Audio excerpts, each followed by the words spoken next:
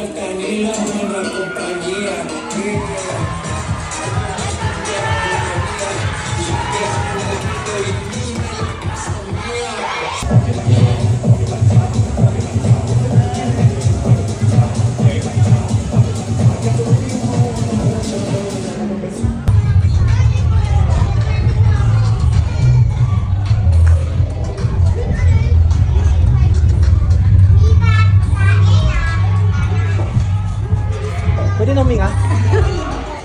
Okay, tapos adjust. Yan.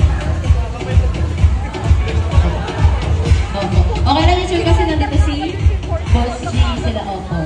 Yun. Ayan. Tapos, ito Boss G na.